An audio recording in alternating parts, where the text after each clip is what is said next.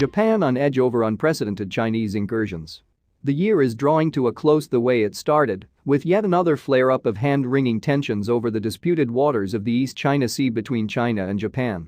The Japanese Coast Guard reports that Chinese vessels continue an unprecedented level of activity in the waters surrounding the Senkaku Diaoyu Islands and are making increasingly bold moves inside their territorial waters.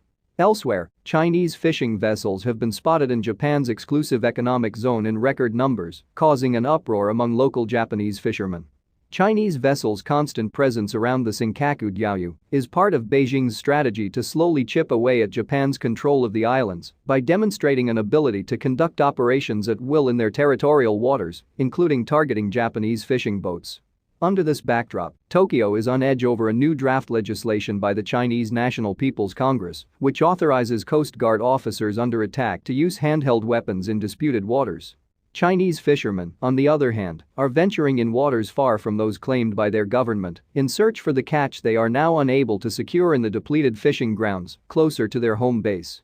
While their movements are not a direct order from Beijing, they do so with implicit official backing through fuel subsidies and a lack of supervision. In fact, illicit Chinese fishing is becoming a major concern around the globe, from South Korea and Japan to the coasts of Africa and South America. From Tokyo's point of view, as well as that in other East Asian capitals, the growing presence of Chinese vessels in regional waters has created a general sense of apprehension and fear over being overwhelmed by China's maritime expansion.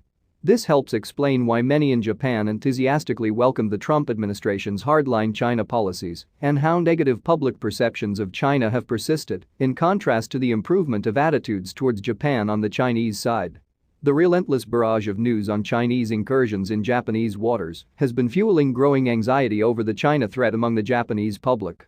Beijing is certainly aware of the worsening image in Japan, but there is no indication that it's ready to crack down on its fishermen or reduce its Coast Guard dispatches in order to improve the situation. These activities indeed serve as crucial necessities for the Chinese leadership, in which the qualms of foreigners count for very little.